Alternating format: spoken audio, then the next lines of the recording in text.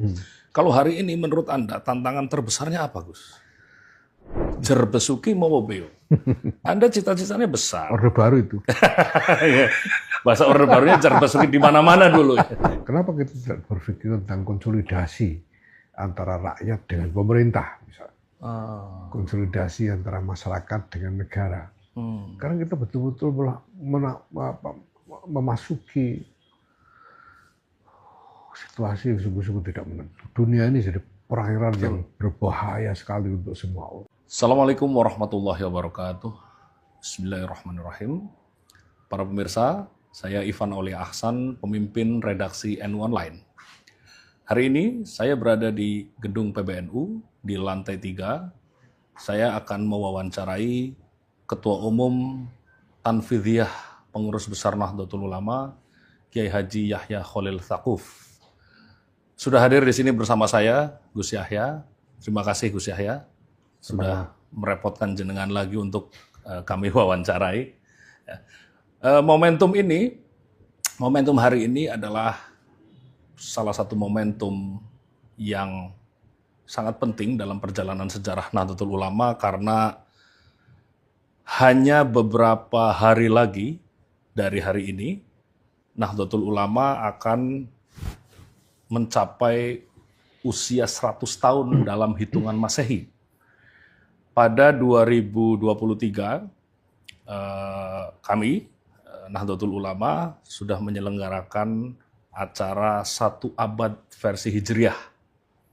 Tahun ini, di bulan Januari, tanggal 31 Januari 2026 nanti, NU persis berusia 100 tahun versi Masehi. Nah, saya akan berbincang-bincang dengan Gus Yahya mengenai apa dan bagaimana NU memasuki abad kedua versi Masehi. Gus Yahya, Anda di beberapa kesempatan pidato sering sekali mengajukan refleksi historis ya tentang tentang berdirinya Nahdlatul Ulama. Bahwa menurut Anda Nahdlatul Ulama ini adalah mandat zaman, ya, lahir sebagai mandat zaman pada tahun 1926 pada awal abad ke-20 karena ada situasi global pada saat itu yang melatar belakangi dan kemudian mendorong Nahdlatul Ulama berdiri. Anda mungkin bisa sedikit menyinggung refleksi itu lagi, Gus, ya, sebelum saya menariknya ke hari ini. Monggo. Ya, tahun 1444 Hijriah yang lalu kita memperingati 100 tahun atau 1 abad Nahdlatul Ulama berdasarkan kalender Hijriah. Pada waktu itu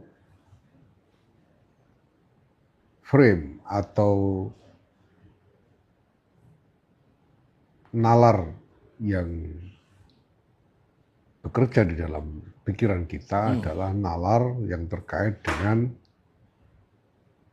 peradaban Islam pada khususnya. Karena pertama, dalam referensi keagamaan ada pandangan-pandangan dari para ulama salaf terkait dengan siklus 1 abad. Bahwa dalam setiap 1 abad, sebagaimana sabda Rasulullah Muhammad SAW, Innallaha yab'atsu fi hadhil ummati inda ra'si kulli mi'ati sanatin man yujaddidul hadinaha. Bersiklus 100 tahun untuk yang diharapkan oleh umat untuk terjadinya suatu kebangkitan baru. Nah, memang persis kebetulan dalam latar belakang sejarah berdirinya Nahdlatul Ulama itu sendiri, kita juga melihat bahwa masa itu adalah masa-masa ketika konstruksi peradaban Islam secara resmi, kurang lebih secara resmi runtuh Oke. dengan dibubarkannya Turki Utsmani. Turki Utsmani yang pada mulanya menjadi tulang punggung utama dari konstruksi peradaban Islam. Nah, konstruksi yang runtuh itu akan digantikan dengan apa? Itu pertanyaan utama kita itu. Dan keyakinan kita adalah bahwa para muassis Jamiah Nahdlatul Ulama pada saat mendirikan Jamiah ini sebetulnya juga berpikir tentang upaya merintis konstruksi peradaban Islam yang baru untuk menggantikan konstruksi lama yang runtuh itu. Itu pada waktu itu nalar kita di dalam memahami makna satu abad, terutama terkait dengan peradaban Islam. Nah, sekarang kita akan masuk satu abad berdasarkan kalender Masehi. Nah, kita ingin di dalam konteks 100 tahun Masehi ini kita berpikir tentang tantangan-tantangan ke depan yang kita hadapi. Artinya bahwa kita masuk dalam abad kedua ini, kita menghadapi apa? Dan harus berbuat apa untuk menangani atau mengatasi tantangan-tantangan yang ada di depan kita. Ini saya kira yang menjadi pemikiran kita pada saat ini. Oke. Kalau tantangan satu abad lalu di eranya para muassis ya, di tahun 1920-an ya, tantangannya adalah mencari tahu apa konstruksi baru setelah dunia berubah, dunia Islam berubah dengan keruntuhannya kekhalifahan Utsmaniyah ya. Kalau hari ini menurut Anda tantangan terbesarnya apa, Gus? Nah, seperti saya katakan tadi bahwa untuk konteks peringatan satu abad Masehi ini, kita akan lebih fokus kepada tantangan-tantangan ke depan. Nah, kita melihat bahwa saat ini kita ini sedang menjalani satu dinamika di tengah-tengah dunia yang berubah. Bahwa ada hal-hal fundamental yang berubah di semua lini, di semua kawasan, dan ini harus kita perhatikan betul fenomenanya dan harus kita sikapi, kemudian kita tentukan kita mau memilih strategi apa. Betul. Nah, sebetulnya hal ini sudah menjadi pemikiran dan bahan diskusi di antara para aktivis NU sejak ya sekian tahun yang lalu, bahkan saya bisa katakan sejak satu dekade yang lalu, karena fenomena atau realitas dunia yang berubah ini memang sangat kuat terasakan dan bahkan boleh dikata mencekam. Perubahan seperti ini harus bagaimana? Ya, karena perubahan itu sudah kita lihat sebetulnya dalam sekurang-kurangnya 2 dekade ini. Bahkan dulu sejak awal orang sejak masuk milenia yang baru ini, ya, tahun 2000 ke atas, orang sudah bicara tentang perubahan-perubahan fundamental. Nah, ini yang harus kita pikirkan. Perubahan-perubahan itu apa saja? Yang pertama saya kira adalah bahwa perubahan yang didrive, yang didorong oleh teknologi, oleh perkembangan teknologi yang begitu cepat dan semakin mendikte cara hidup kita. Kalau dulu kita yang mengontrol teknologi, ini makin lama ada kecenderungan teknologi yang mengontrol kita. Makin mengontrol kita. Ya, ini kenyataan yang dihadapi orang banyak. Ya, dulu itu kita tidak peduli dengan pesawat telepon, kurang peduli, jarang-jarang juga kita dapat telepon. Sekarang bangun tidur itu setiap orang merasa yang harus dilihat pertama kali adalah handphone, gadget, HP. Jadi kita dikendalikan oleh itu, cara berpikir kita dan sebagainya. Itu yang pertama. Belum teknologi yang lain ya, yang dampaknya juga luas sekali. Teknologi misalnya mekanisasi di dalam industri itu juga luar biasa mencekam sebetulnya. Ketika tenaga kerja manusia cenderung makin digantikan oleh teknologi, mesin-mesin. Yang pertama. Dan yang kedua saya kira yang paling mencolok sebagai pendorong perubahan-perubahan itu adalah peta politik. Peta politik itu sudah juga berubah. Peta kekuatan dunia berubah. Dulu itu, ya kalau generasi X ini tumbuh di tengah-tengah konteks politik global dengan konstruksi dua kutub, perang dingin ya, Barat dan Timur, dan konstruksi perang dingin. Nah, tahun 89 Uni Soviet bubar. Orang belum tahu apa jadinya ini kalau sudah nggak ada Uni Soviet. Ini Amerika jadi satu-satunya adidaya. Ya kita bisa lihat era 90-an dan awal 2000-an itu seperti apa kelakuan Amerika sebagai adidaya tunggal ini kan. Nah tapi kemudian sekarang tiba-tiba kita melihat fenomena muncul kutub-kutub baru. Sehingga dunia menjadi semakin multipolar berkutub banyak. Dulu kutubnya cuma dua, sekarang banyak kutubnya. Ada Rusia, ada Cina, ada Eropa, ada Inggris. Eropa dan Inggris saja beda.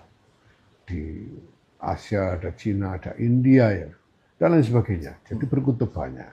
Tapi pada saat yang sama juga, sebagian karena teknologi, ada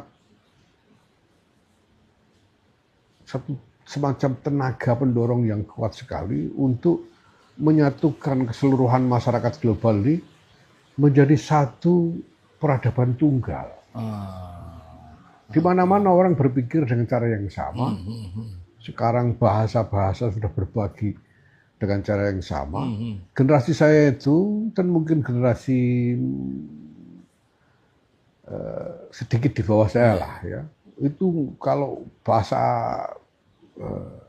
asing itu udah payah sekali belajar. Bahasa Inggris, bahasa Arab payah sekali. Tapi kita tahu bahwa sekarang generasi yang lebih muda, generasi Y dan generasi Z ini lebih lahap dengan bahasa-bahasa internasional ini karena mereka merasa sudah masuk dalam lingkungan global yang menyatu. Ini menjadi satu peradaban yang saling membaur satu sama lain. Jadi setelah saya tahun 2016-2017 itu saya sudah bicara di berbagai platform internasional tentang arah perkembangan menuju one single infused civilization, one single global infused civilization. Jadi, satu peradaban tunggal yang global, yang antara elemen-elemen satu dan lain saling berbaur, saling mempengaruhi satu sama lain. Saya kira kalau kita bicara tentang umat Islam misalnya di seluruh dunia ini, dari generasi baru, generasi Y dan generasi Z. Saya kira cara berpikir mereka sudah semakin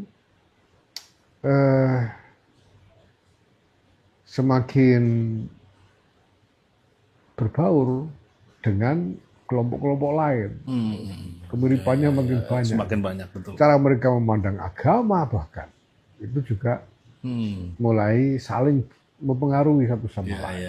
Saya kira begitu. Nah, ini tantangan-tantangan ini yang harus kita jawab. Nah, secara domestik sebetulnya kurang lebih tantangannya sama. Kurang lebih tantangannya sama. Kalau kita bicara perubahan-perubahan domestik kan sama. Kita bicara tentang industri domestik. Kita juga melihat semakin dominannya teknologi. dan semakin kurangnya tambahan lapangan kerja yang tersedia dari tahun ke tahun dibandingkan dengan pertumbuhan industri itu sendiri. Jadi secara ekonomi jelas ini jadi tantangan besar buat kita. Ya, begitu juga ya termasuk mindset dari masyarakat itu juga satu hal yang sangat menentukan, termasuk cara komunikasinya dulu. Ya kita mesti sulit untuk membuat konsolidasi opini secara luas. Betul. Nah sekarang dengan teknologi ini ada instrumen untuk memudahkan konsolidasi itu, tetapi pada saat yang sama juga perbedaan-perbedaan semakin muncul ke permukaan semuanya. Semuanya muncul ke permukaan. Ini satu hal. Di sisi lain juga secara politik. Dulu saya tumbuh dan di zaman Orde Baru. Baru itu ya kira-kira ini kan juga konstruksi politik dua kutub ya. Orang waktu itu ya, betul orang bicara tentang kutub militer dan kutub sipil misalnya. Nah sekarang ini kutubnya banyak sekali. Gitu. Nggak bisa lagi militer sama sipil ini ya macam-macam ini. Gitu. Variabelnya makin banyak. Nah karena kutubnya makin banyak itu juga pasti makin tidak mudah untuk dinavigasi. Ibaratnya kita dulu itu kita jalan dengan jalur yang jelas ya, jalur cepat, jalur lambat. Dulu itu jelas lah gitu ya. Sekarang ini banyak jalurnya dan seringkali campur baur satu sama lain. Gitu, ya. Ini sudah, saya bilang ini sudah rasanya sudah bukan lagi sekedar kayak rimba, ini udah kayak dunia lain ini. Otherworldly ya. Karena apa namanya kompleksitas. Betul. Ya, semakin soal ini juga tantangan kita. Bagaimana NU menempatkan diri? Itu pertanyaan berikutnya. Ini pilihan-pilihan. Nah, kita harus ingat dulu nature-nya NU ini. Bagaimana NU didirikan dan perjalanan sejarahnya sehingga menghasilkan konstruksi NU yang kita punya. Betul. Ya, NU didirikan sebagai organisasi para ulama, habis itu jadi partai politik, habis itu di bawah Orde Baru dan seterusnya lah ya. Nah kita pahami sekarang, tiba-tiba NU menjadi satu entitas dengan skala yang begitu besar. Betul. Yang dinyatakan oleh hasil-hasil statistik. Saya itu sebetulnya sudah kaget, saya itu sudah mulai awal 2000-an. Ya. Sejak 2005, 2000, ya sekitar tahun-tahun itu. Karena waktu itu jadi saya sudah diberitahu oleh Mas Enceng Sopirin almarhum tentang exit poll yang dulu lakukan, dan dari hasilnya itu memperlihatkan bahwa persentase orang-orang yang mengaku NU tiba-tiba menjadi besar sekali. Wah, ini fenomena apa ini, Mas? Dan kita masih belum selesai mencerna itu, tiba-tiba ada konfirmasi bahwa NU ini memang makin besar. Tahun 2010 misalnya ada satu lembaga survei yang berinformasi ke BBNU bahwa NU waktu itu sudah di atas 40% yang mengaku NU. Dan belakangan yang kemudian sangat populer, ya sangat mencolok jadi pembicaraan bahwa NU sudah di atas 50%. Nah ini lalu kita harus, ya keadaan ini kan memaksa kita untuk juga memahami lalu NU ini jadi apa ini kalau gede begini nih. Melakukan reformulasi. Ya ini NU apa ini yang gede begini nih. Jadi kalau kita pikirkan misalnya, mari mengacu saja pada salah satu survei yaitu yang dilakukan oleh LSI Pak DDJA ya, yang tempoh hari mengumumkan bahwa tahun 2005 itu lembaganya membuat survei dan ada 27% yang mengaku NU, dan kemudian tahun 2023 hasil surveinya sudah 56,9% yang mengaku NU. Nah, bayangkan dalam waktu 18 tahun jumlah orang yang mengaku NU itu bertambah lebih dari dua kali lipat. Ini orang NU yang dari tahun 2005 sampai 2023 itu datang dari mana? Dan nature-nya seperti apa, karakteristiknya kayak apa, ini kita harus paham. Saya sudah pesan kepada teman-teman yang mengerti survei untuk juga melakukan penelitian terkait itu. Sudah ada bahan-bahan awal ya yang bisa kita jadikan bahan refleksi. Nah, kemudian secara umum kita harus buat pilihan, lalu kita harus bagaimana melihat keadaan ini. Nah, saya pribadi mempersepsikan fenomena ini sebagai fenomena semakin luasnya pengaruh NU di satu sisi, tapi juga di sisi lain semakin leburnya NU ke dalam kecenderungan umum. Ya, kenapa saya katakan begitu? Karena dulu tahun 80-an itu Gus Dur membuat teori tentang pesantren sebagai subkultur. Ya.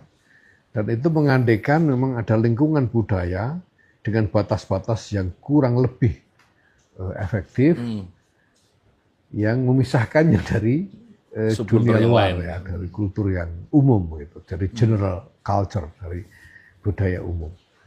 Itu tahun 80-an, tapi sekarang kita melihat fenomena bahwa batas-batas budaya itu semakin tidak efektif, semakin kabur. Sehingga inti dari NU itu sendiri, menurut saya, itu sebetulnya dalam keadaan ini dipertaruhkan. Jadi NU itu apa? Kalau kemudian NU semakin melebur ke dalam budaya dan kecenderungan umum, lalu NU-nya sendiri itu apa? Karena asumsinya adalah bahwa NU itu didirikan dengan visi, didirikan dengan ideologi lah, didirikan dengan faham keagamaan dan seterusnya. Nah, kalau kemudian ini lebur begitu saja ke dalam kecenderungan umum dan budaya umum, lalu orang akan semakin sulit memahami sebetulnya jati diri NU itu apa. Seperti apa, betul. Gitu. Nah, ini menghadapkan kita pada pilihan-pilihan. Apakah akan kita ikuti saja ini, dan kita biarkan ya sudah, zaman menuntut begitu, atau kita berusaha memperkuat kembali konsepsi inti dari NU. Ya. Memperkuat itu tentu saja tidak cukup hanya dengan membuat rumusan-rumusan konseptual, ya, dengan tulisan-tulisan dan lain, tidak cukup dengan itu, kan? Karena kalau hanya rumusan-rumusan konseptual itu juga dengan mudah akan hilang larut ya, di dalam dinamika masyarakat. Nah, rumusan tentang konsepsi inti dari NU itu harus juga diikuti dengan strategi untuk menghadirkannya di tengah masyarakat, dinamika masyarakat, sehingga orang bisa melihat lagi nih, oh NU itu begini. Jadi kalau saya merasa NU, itu referensi saya ini. Gitu. Pas saya misalnya ya harus menerima faham ini, harus menyikapi keadaan dengan cara ini dan seterusnya. Seperti itu. Nah, setelah itu baru kita pikirkan strateginya. Nah, maka sebetulnya yang saya lakukan bersama teman-teman di PBNU sebetulnya pada dasarnya adalah strategi, ya, menjalankan strategi untuk mengadres realitas masa kini di tengah dunia yang berubah ini, ya, dengan berbekal apa yang kita pahami tentang konsepsi inti NU itu untuk kemudian bisa hadir di tengah-tengah dinamika masyarakat. Dan strategi pertama yang kita pilih adalah pertama-tama dengan konsolidasi struktur. Karena harus jelas ini siapa aktornya ini yang menjadi wakil NU, jadi suara resmi NU ini. Ini kan harus jelas. Gitu loh. Nah, ini struktur ini yang sedang kita konsolidasikan. Dan hasilnya tentu tidak bisa instan, tentu ini memerlukan proses yang biasanya cukup lama. Tapi begitu ini berhasil, nanti generasi berikutnya akan lebih mudah menghadirkan NU ini secara struktural. Saya kira begitu. Jadi saya melihat ya, yang Anda lakukan dalam 4 tahun terakhir ini sebagai Ketua Umum PBNU, salah satu yang menonjol adalah banyak sekali melakukan hal-hal yang sifatnya transformasional ya. Saya ambil contoh misal yang paling praktikal, itu ada Dikdaya Persuratan, misalnya ya. Sebelumnya surat menyurat harus manual. Tanda tangan harus manual, stempel manual dan lain-lain. Tapi kemudian Anda membuat program Dikdaya Persuratan yang nanti rencananya akan bisa diakses sampai ranting ya. Kalau tidak sampai 3 tahun, 61.000 ranting yang akan bisa mengakses itu. Dan sehingga tata organisasi lebih mudah diatur karena ada mesin yang mengaturnya.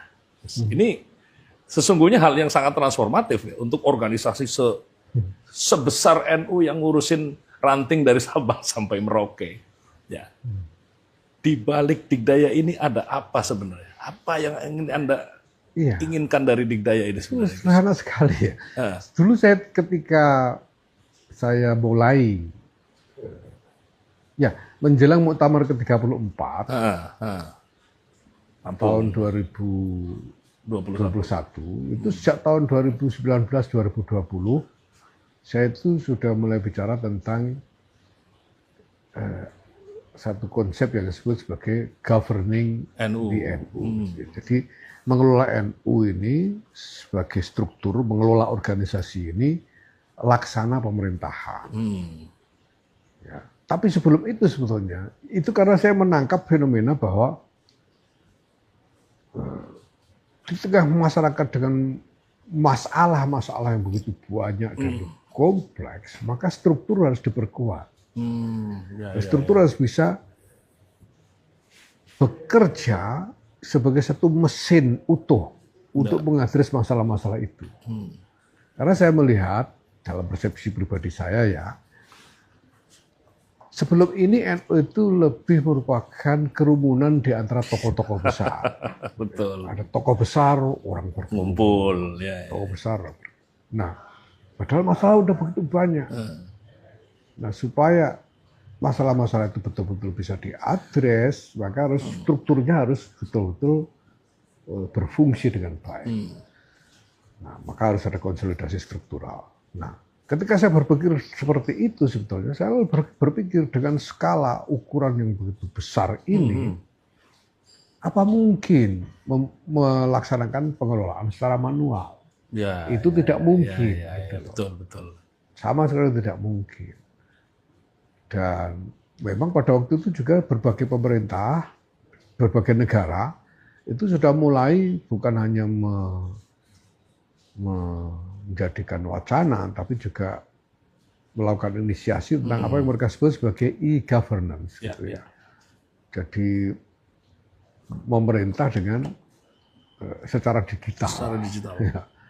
Nah waktu itu jadi sebelum saya menulis buku PBNU itu saya sebetulnya pertama-tama yang saya pikirkan gimana caranya mengadopsi teknologi digital ini dalam pengelolaan organisasi. Ya cuma celakanya kan karena saya sendiri sangat bodoh soalnya.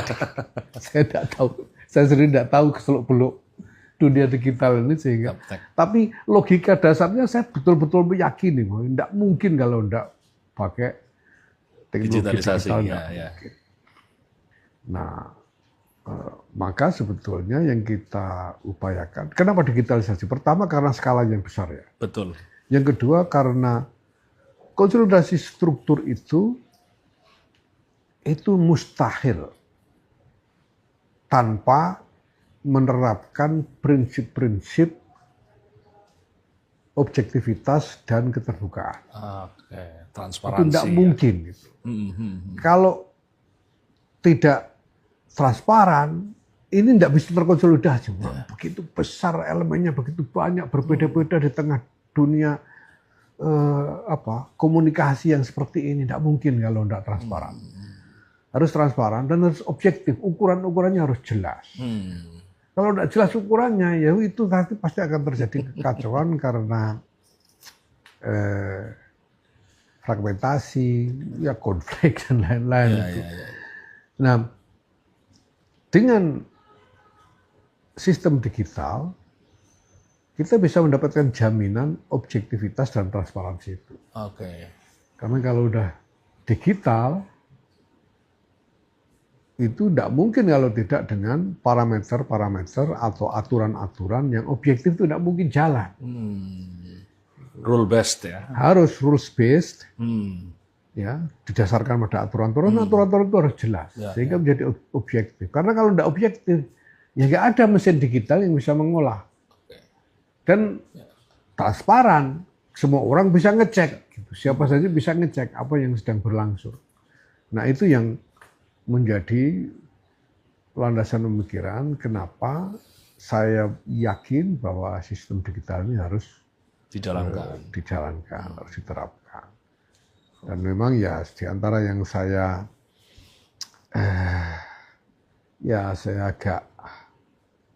agak sepaneng, merasa tegang itu karena kelambatan dari terwujudnya sistem digital itu. Jadi saya sebetulnya udah bicara sejak awal sekali. Begitu terbentuk susunan pengurus itu kepada teman-teman, saya bilang gimana caranya kita bikin sistem digital. Masalahnya ini teman-teman segenerasi saya itu sama bodohnya soal ini. Sama-sama nggak ngerti.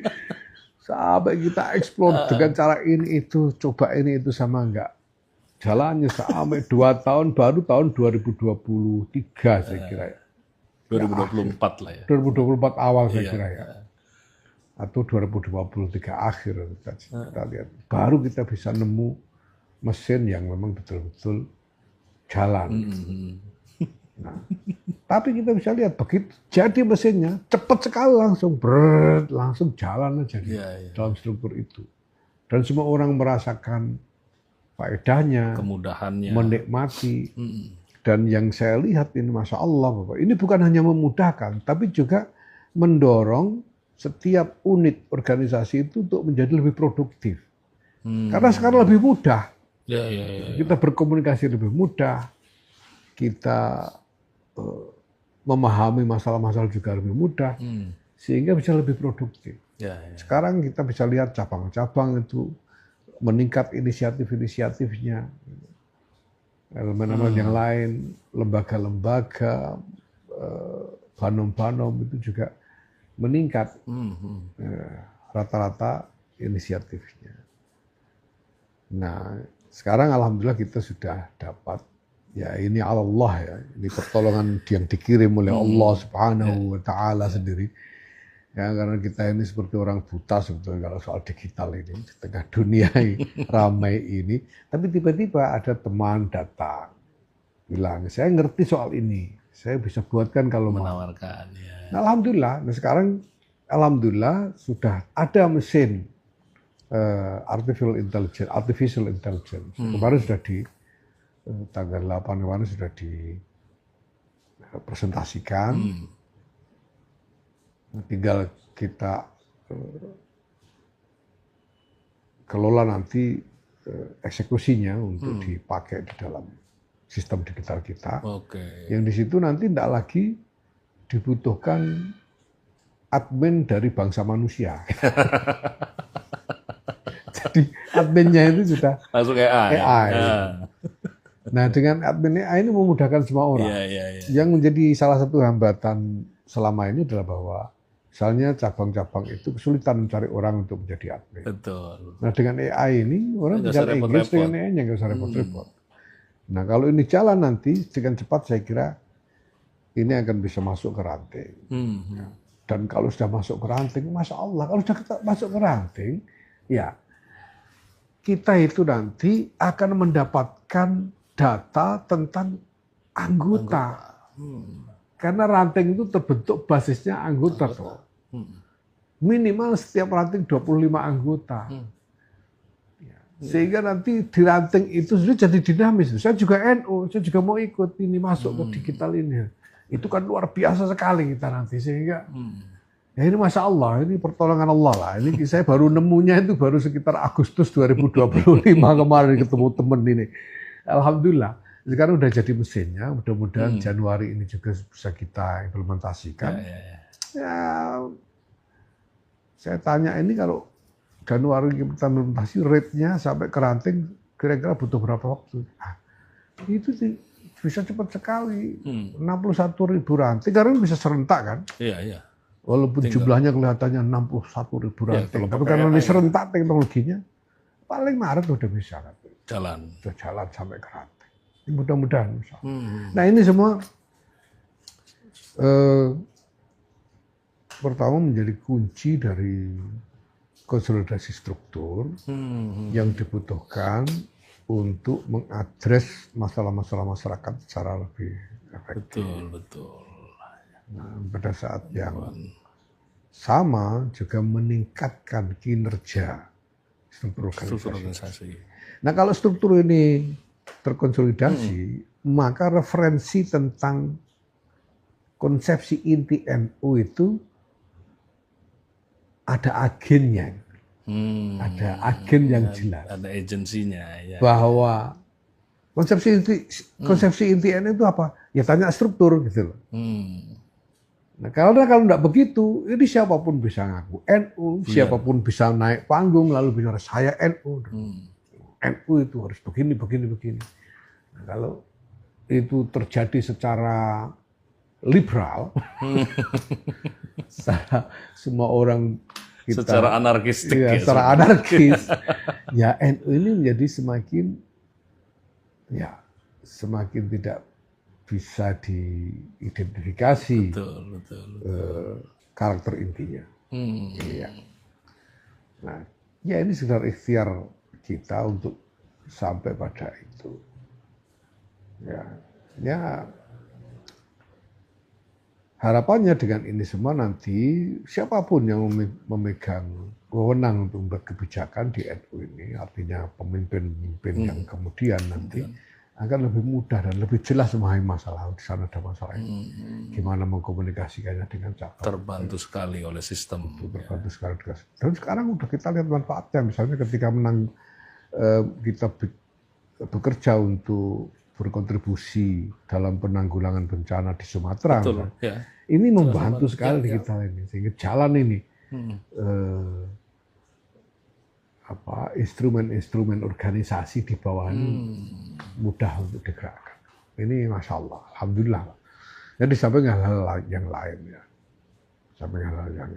termasuk konstruksi mengenai agenda-agenda, kemudian menempatkan bagaimana NU ini menempatkan diri di tengah konstelasi masyarakat, baik budaya, ekonomi maupun politik. Ini kan hal yang baru yang harus kita sikapi. Di situ ada pilihan-pilihan, kita harus membuat pilihan, gitu kan. Misalnya kalau di masa Orde Baru dulu kan, ya nggak ada pilihan, ya NU di pihak kutub sipil kan itu menghadapi non tentara. Ya kan yang menghadapi negara yang waktu itu dipersepsikan sebagai direpresentasikan oleh militer misalnya, kan gitu dulu itu ya. Nah sekarang di tengah-tengah begini kan ya tidak bisa lagi kita pakai persepsi paradigma itu. Dan kita harus tentukan pilihan yang kita mau berdiri di posisi mana ini. Partai banyak, ormas banyak, ormas juga banyak, pihak-pihak yang berkepentingan banyak. Nah ini masalah-masalah yang kompleks ya yang harus kita sikapi. Dan di dalam menyikapi itu wajar kalau kemudian ada perbedaan-perbedaan pandangan, perbedaan sikap, bahkan perbedaan kepentingan, dan boleh jadi tajam, sehingga kita juga ya apa boleh buat secara alami berpotensi untuk mengalami dinamika organisasi yang mungkin ada presiden sebelumnya. Betul. Karena gini, saya pikir ya, Anda ini adalah salah satu ketua umum PBNU yang mungkin cobaan organisasionalnya paling banyak. Ya. Kami di NU Online mengembangkan sebuah hipotesis bahwa sejak NU menjadi partai politik tahun 1953 sampai hari ini, tidak ada satu periode pun dalam keketuaan Tanfidiyah yang berada dalam masa pax, yang berada dalam masa peaceful. Semuanya selalu ada gangguan baik dari internal maupun eksternal ya. Dan itu seperti semakin terbukti di periode kepemimpinan Anda ya. Nah, ya kita lihat misalnya periodenya Kiai Idham Khalid yang pertama ya sampai terakhir itu kan bukan setiap ketua umum ya, tapi satu periode keketuaan. Ya. Itu tidak pernah ketua umum PBNU berada dalam masa kedamaian. Selalu ada dinamika ya. Kita pakai bahasa dinamika, selalu ada dinamika di dalamnya. Anda sekarang juga mengalami hal itu dan bahkan seperti Anda katakan sendiri tidak pernah ada presidennya dalam sejarah Nahdlatul Ulama, dan ini terjadi di permulaan abad kedua Nahdlatul Ulama. Ya. Kalau saya pribadi menilai bahwa ini adalah buah dari no gain without pain. Ya, jer besuki mau beo. Anda cita-citanya besar. Orde baru itu. Ya, bahasa orde barunya jer besuki di mana-mana dulu ya. Di desa-desa tulisannya jer besuki mau beo. Betul. Karena ini memori masa kecil di kampung-kampung ya. Tulisannya jer besuki mau beo semua. Jadi karena Anda punya gagasan besar ya untuk mentransformasi organisasi, challenge semakin banyak. Gitu. Ya, menurut saya ini alami. Seperti saya katakan tadi, kita ini masuk di satu era realitas yang memang luar biasa dinamis. Betul. Dan tidak ada presiden. Belum pernah dunia seperti ini. Indonesia seperti hari ini kan juga belum pernah. Betul. Keadaan realitas dinamis yang terjadi itu. Ya. Semuanya sekarang saya kira terjebak dalam situasi dengan tingkat ketidakmenentuan yang tinggi sekali. Jadi uncertainty dan unpredictability itu tinggi sekali. Ya. Sekarang bayangkan ya, ada aksi yang begitu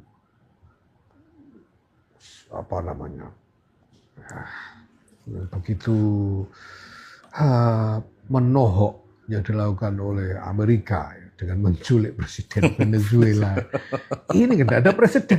Gimana bisa ada presiden negara lain diculik dan kemudian diadili di negara, diadili di Amerika, dan dunia harus menunggu beberapa hari sebelum yang lain merespon. Bereaksi kan. Sekarang mulai bereaksi kan. Tapi itu kan ada jeda. Orang kaget semua, ini harus ngomong apa kita? Gitu. Karena uncertainty dan unpredictability yang tinggi. Sementara setiap aktor yang ada di dalam percaturan itu terdesak untuk mempertahankan diri semua. Semua terdesak dalam situasi survival. Di tengah keadaan yang tidak menentu ini kita harus survive.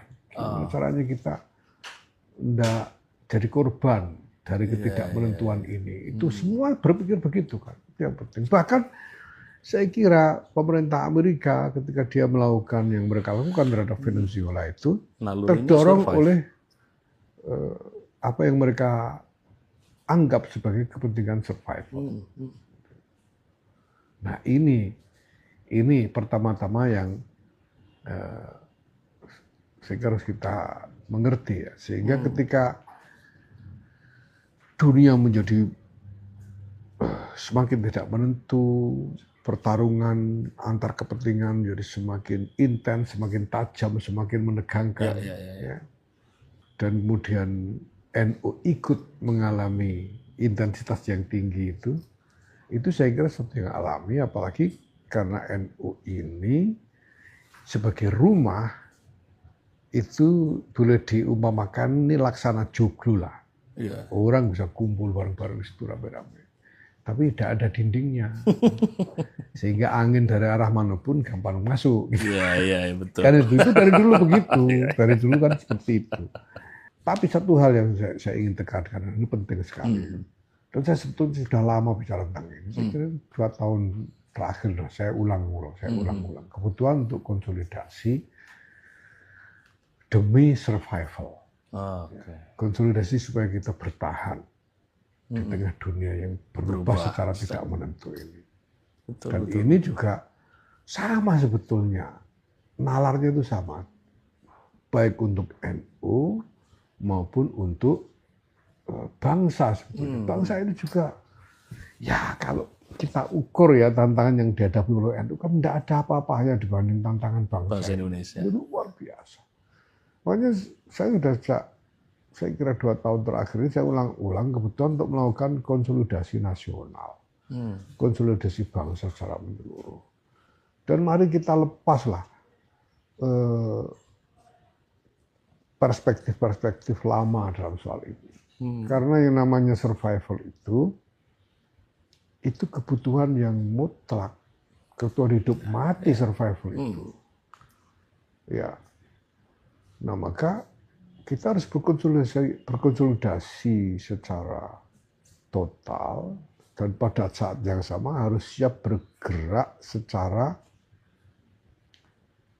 bahasa Inggrisnya itu agile, secara lincah dan liat gitu. Keadaan apa itu harus bisa cepat bergerak dan liat dan beradaptasi. Ya.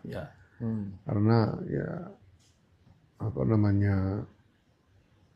dalam keadaan sulit itu kemampuan adaptasi itu yang paling dibutuhkan. Banyak ya kalau kita lihat sejarah kan ya banyak makhluk-makhluk raksasa yang kuat-kuat ya punah karena perubahan lingkungan. Ya. Tapi justru banyak yang remeh-remeh itu bertahan sampai sekarang. Kenapa? Karena kemampuan beradaptasi. Ya, ini yang perlu kita kembangkan. Sampai saya katakan bahwa kita tidak usah bicara soal dikotomi penguasa dengan rakyat yang tertindas misalnya. Itu menurut saya hari ini kurang relevan. Bicara tentang negara dan masyarakat sebagai 2 kutub itu juga sudah tidak kurang relevan. Betul. Kenapa kita tidak berpikir tentang konsolidasi antara rakyat dengan pemerintah misalnya? Konsolidasi antara masyarakat dengan negara. Karena kita betul-betul memasuki situasi yang sungguh-sungguh tidak menentu. Dunia ini jadi perairan yang berbahaya sekali untuk semua orang.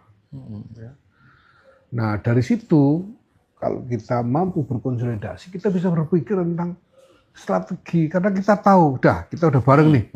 Kita mau kemana ini? Mari kita pilih strateginya.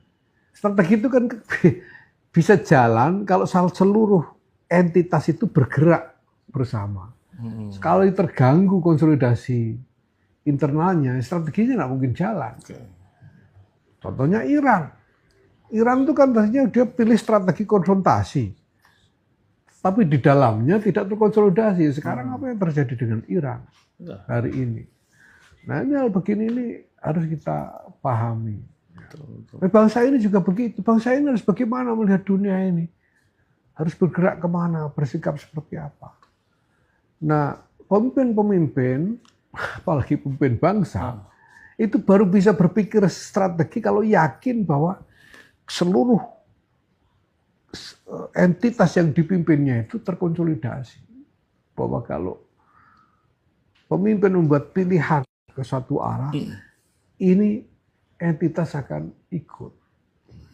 Nah, maka konsolidasi ini dibutuhkan betul.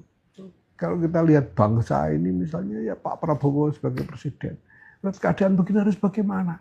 Beliau harus yakin kalau milih strategi kan harus yakin bahwa strateginya bisa jalan. Dan hanya mungkin jalan kalau bangsa ini bisa diajak jalan untuk mengerjakan strategi itu. Di situ konsolidasi diperlukan. Itulah juga kenapa dari dulu Anda bilang koherensi. Koherensi. Betul ya. Koherensi. Karena ya saya sebagai ketua umum Tanfidia itu pasti buntu pikiran saya. Betul. Kalau saya tidak tahu ini seberapa banyak, seberapa bagian-bagian NU ini bisa saya ajak ke satu strategi tertentu. Itu masalahnya. Terakhir Gus, Anda kan ini mendapatkan satu challenge besar dalam menjalankan organisasi. Dinamika tadi itu. Dalam momentum yang juga sangat challenging, yaitu awal mula abad kedua, Gus. Ya kan? Apa yang Anda bisa petik dan refleksikan dari sini, Gus? Tempoh hari itu ada teman lama datang. Datang main ke rumah. Dia aja saya, loh, kamu kok seger banget begitu kelihatannya kok. Kelihatan santai banget ya. Saya bilang, emang kenapa? Wah, di tengah keadaan begini, masalah-masalah besar begini, masa santai begitu. Saya bilang, NU bukan punya saya aja, saya bilang. NU kan bukan punya saya, terserah yang punya lah. Saya bilang. Ya, tapi tanggung jawabnya gimana ya? Tanggung jawab udah saya laksanakan, jadinya bagaimana? Terserah yang punya. Artinya apa ya? Artinya kita sebagai orang beriman, apalagi orang NU, ya tidak boleh lepas dari sandaran kita kepada Allah Subhanahu wa taala, kepada Al-Khaliq ya. Karena keadaan ini diciptakan oleh Al-Khaliq. Semua terjadi atas kehendak Al-Khaliq ya. Ya, yang penting kita laksanakan apa harus kita laksanakan sebagai tanggung jawab kita. Selebihnya ya Allah. Dan kita harus betul-betul siap lahir batin dengan itu.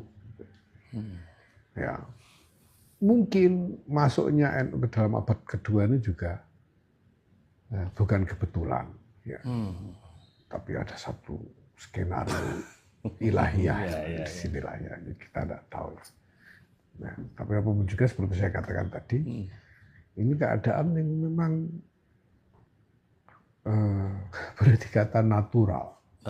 Dikatakan natural di tengah-tengah konteks realitas yang sekarang sedang kita alami. Terima kasih. Para pemirsa, demikian wawancara saya dengan salah satu orang yang menduduki salah satu kursi paling panas di Republik ini, yaitu Ketua Umum Tanfidyah PBNU, one of the hottest seat in this republic. Oke.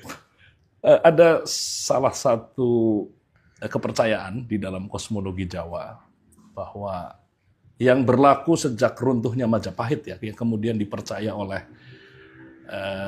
wangsa atau dinasti yang berkuasa kemudian ya, sejak zaman Mataram Islam, yaitu bahwa setiap satu abad, setiap kurang lebih 100 tahun sekali, akan ada dinasti atau kerajaan atau keluarga kekuasaan yang berganti. Perang Diponegoro adalah contohnya. Menjelang perang Diponegoro tegang, diliputi suasana ketegangan, dan orang-orang di sekitar keraton juga tegang karena di tahun itu perubahan abad dengan hitungan tahun Saka. Atas dorongan, salah satu atas dorongan itulah kemudian Diponegoro berani mengobarkan peperangan melawan pemerintah Belanda karena dia percaya inilah momentumnya. Pergantian abad inilah momentumnya.